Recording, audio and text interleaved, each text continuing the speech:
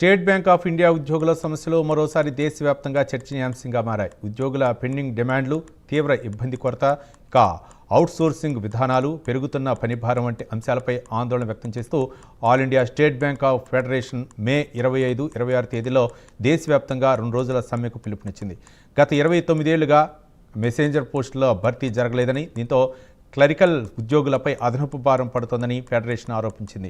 అన్ని క్యాడర్లో వెంటనే నియామకాలు చేపట్టాలని డిమాండ్ చేసింది. సమస్యల పరిష్కారానికి ఎస్బీఐ యాజమాన్యం, కేంద్ర ప్రభుత్వం వెంటనే జోక్యం చేసుకోవాలని, లేకపోతే సమ్మెను కొనసాగిస్తామని ఫెడరేషన్ హెచ్చరించింది.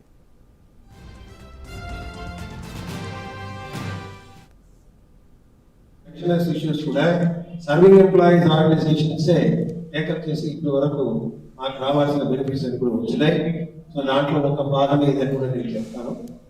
దాంట్లో ముఖ్యమైన ప్రధానమైన ఒక డిమాండ్ అని చెప్పాలంటే, total injustice done employees, particularly workmen employees November 97 నుంచి అక్టోబర్ 2002 లోపల రిటైర్ అయిన వారందరికీ పెన్షన్ లెజిటిమేట్గా ఎంత ఎలిజిబిలిటీ ఉందో అంత అమౌంట్ ఇవ్వకుండా తక్కువ పెన్షన్ పే చేస్తున్నారు.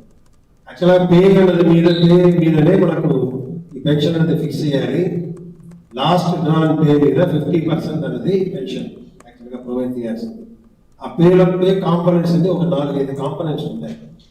దాంట్లో ఒక పే అండ్ స్పెషల్ పే మాత్రం తీసుకుని పెన్షన్ రిలైజ్ చేశారు.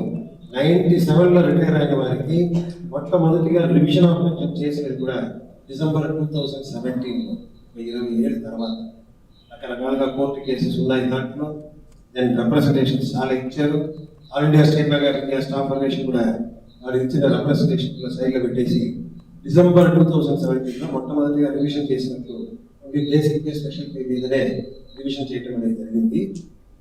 ఈ అడ్మినిస్ట్రేటివ్ ఆఫీసులు పక్కన పెడితే క్యాష్ ట్రాన్సాక్షన్ ప్రతి బ్రాంచ్లో మీకు హార్వర్డ్ గారిని ప్రొవైడ్ చేయాలని ఆర్బీఐ వెయిట్ చేస్తున్నా కూడా ఇంతవరకు దానికి ఫస్ట్ రిస్క్ మ్యాట్రిక్స్ ఒక మ్యాట్రిక్స్ తీసుకొచ్చి దానికి కొన్ని నిబంధనలు పెట్టి ఆ నిబంధనల ప్రకారం కూడా ఈరోజు హార్వర్డ్ గారిని ప్రొవైడ్ చేయకుండా రీసెంట్ గానే ఒక 27వ తారీఖు ఏప్రిల్ 27 సూరత్లో ఇటువంటి సిచ్యుయేషన్ చాలా సర్వసాధారణం.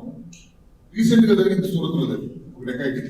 6 గల్లు పట్టుకుని బ్రాంచ్లో వచ్చి కొట్టేసి ఆల్రెడీ చేసే సందర్భంలో డబ్బులు తీసుకుని, అంటే ఇటువంటి భయానకరమైన సిచ్యువేషన్ ఉన్న కస్టమర్లు కూడా కొట్టారు.